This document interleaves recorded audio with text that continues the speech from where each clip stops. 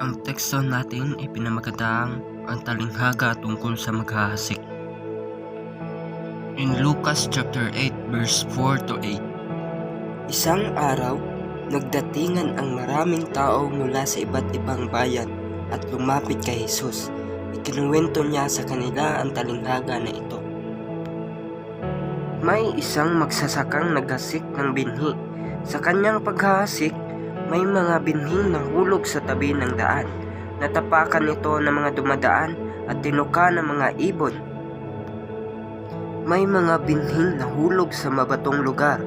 Tumubo ang mga ito pero madaling nalanta dahil sa kawalan ng tubig. May mga binhi namang nahulog sa lupang may matitinik na damo. Sabay tumubo ang mga binhi at ang mga damo. Pero sa bandang huli ay natakpan ng mga damo ang mga tumubong binhi. Ang iba naman ay nahulog sa mabuting lupa. Tumubo ang mga ito at namunga ng napakarami. Pagkatapos sinabi ni Jesus, "Kayong mga nakikinig, dapat niyo itong pag-isipan." At ngayon, ipapahayag ko naman sa inyo ang kahulugan ng talinghaga tungkol sa maghahasik na sinabi ni Jesus sa unang mga bersikulo. In Lucas chapter 8 verse 11 to 15. Isinalaysay ni Jesus kung ano ang kahulugan ng talinghaga na iyon. Ang binhi ay ang salita ng Diyos. Ang tabi ng daan kung saan nahulog ang ilang binhi ay ang mga taong nakinig ng salita ng Diyos, ngunit dumating ang dyablo at kinuha iyon sa mga puso nila upang hindi sila sumampalataya at maligtas. Ang mabatong lugar kung saan nahulog ang ibang binhi ay ang mga taong nakinig ng salita ng Diyos at masaya itong tinanggap, ngunit hindi taimtim sa puso nila ang pagtanggap, kaya hindi tumagal ang kanilang pananampalataya.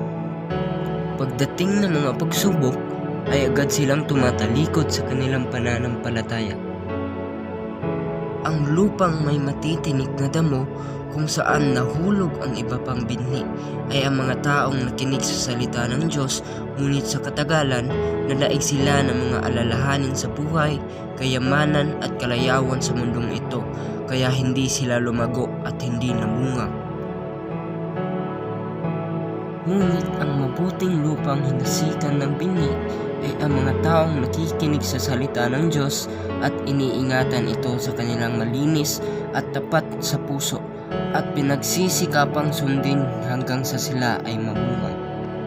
At dito tayo nagtatapos sa ating talakayan ngayon patungkol sa isang talinghaga ng maghahasik.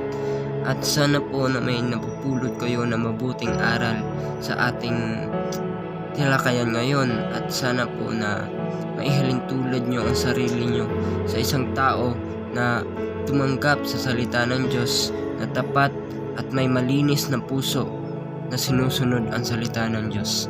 At yun lamang po, maraming salamat sa pakikinig. God bless you po. Mag-ingat kayo palagi.